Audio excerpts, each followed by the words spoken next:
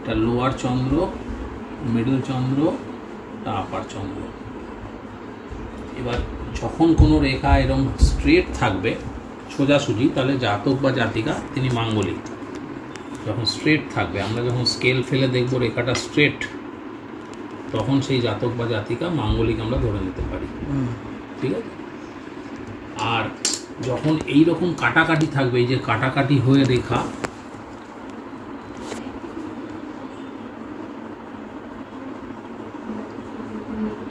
কেতুর ক্ষেত্র অভিমুখী কাটাকাটি রেখা থাকবে, তখন সেটা কালসর্প বোঝায়। কেতু ক্ষেত্র অভিমুখী যে বিভিন্ন রেখা যখন কেটে এরকম ভাবে যাবে, তখন সেটা কালসর্প বোঝায়। মানে কেতুর দিকে যেগুলো কাটবে, কেতুর দিকে যাচ্ছে যেগুলো চারদিক থেকে, তাহলে এগুলো কালসর্প। এবার কথা আসতে পারে যে হয়তো অনেকে বলতে পারে আমার হাতে মাঙ্গলিক বা কালসর্প নেই, না থাকলেও সেই এফেক্টটা পাবে। আচ্ছা আচ্ছা, কালসর্প বা মাঙ্গলিকের এফেক্ট সে পাবে, মানে ছকে যদি না থাকে। পূর্ণ জীবন এখান থেকে যেটা এটা যাচ্ছে সেটা না, এই যতগুলো রেখা আচ্ছা আচ্ছা আচ্ছা কাটাকাটি থাকলে একটা কালসর্প এফেক্ট পাবে, তাহলে তার হচ্ছে সংঘর্ষপূর্ণ জীবন। মানে ওটা আয়ুরেখাকে কেটে যেতে হবে। আচ্ছা, শিরোরেখা এখানে যেমন যখন এইখান থেকে এই যে রেখাটা আসছে, দেখুন এটা একটা লাইন, এইখানে এসে একরকম গতিপথ ছিল, তারপর গতিপথ এরকম পাল্টে গেল। তার মানে এই অবধি এনার পড়াশোনা শিক্ষা একরকম ছিল, যখন এটা ভেঙে অন্যদিকে চলে গেল, তার মানে অন্যরকম কোনো শিক্ষা বা এই আসছে। ওনার আগে যে প্রফেশন ছিল, এখন উনি এই লাইনে আসতে চাইছেন, এটা সম্পূর্ণ আলাদা একটা শিক্ষা। এটা ইন্ডিকেট করছে এইখান থেকে ভেঙেছে, মানে আজীবন উনি শিক্ষাটার মধ্যে নেই, এতটা একরকম এসছে, এখান থেকে একরকম এসছে, তার মানে শিক্ষার তার পরিবর্তন ঘটেছে। আয়ুরেখা খুব ভালো বাধার মধ্যে দিয়ে থাকলেও একদম দীর্ঘায়ু রেখা, একদম মণিবন্ধ অব্দি গেছে। তো এই ক্ষেত্রে আমরা বলতে পারি যে প্রথম দিকে সংঘর্ষ থাকলেও আয়ুরেখা ভালো ওনার পক্ষে। হ্যালো, হ্যাঁ হবে, হ্যাঁ বলছি, হ্যাঁ হ্যাঁ সে পেয়ে যাবে, ঠিক আছে। হ্যাঁ,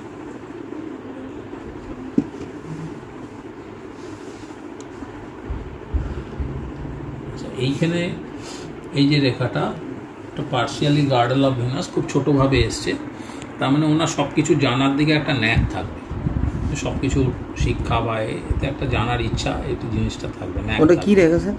গার্ডেল অফ ভেনাস, পার্শিয়াল, জানার জন্য ন্যাক থাকবে। আর এই ত্রিশূল চিহ্নটা? ত্রিশূল চিহ্নটা আপনাকে সমস্ত রকম বিপদ আপদ থেকে বাঁচাবে, আধ্যাত্মিক ডেভেলপমেন্ট দেবে, প্লাস কোনো রকম বিপদ আপদ এগুলো থেকে আপনাকে রক্ষা করবে, এবং এই লাইনে আপনার ইমপ্রুভমেন্ট হবে অনেক। ইনার স্যার বিজনেস না চাকরি কোনটা ভালো হবে? প্রফেশন। বিজনেসের দিকে এই লাইনে করছেন যে এটা ভালো হবে। এটা স্যার কীভাবে বোঝা যাবে? ওনার যে প্রফেশনাল শনির লাইন, দেখুন শনি থেকে চন্দ্রের একটা, আমি কি বললাম, জনসংযোগ নিয়ে কাজ। তো চাকরি তো একটা অফিসে গিয়ে চাকরি করা যায়, জনসংযোগ মানে ক্লায়েন্ট ডিল করা, এ করা জনসংযোগমূলক কাজ। শনি চন্দ্র কানেক্ট করেছে, প্লাস এই শিরোরেখাটাও ভেঙে আপার চন্দ্রে মিডল চন্দ্রে গেছে। অলওয়েজ চন্দ্র মানে অলওয়েজ বলা হয় জনসংযোগ, ঠিক আছে, চন্দ্র জনসংযোগ। এনার সন্তান কি হতে পারে? সন্তান এখান থেকে পাওয়া যাবে না।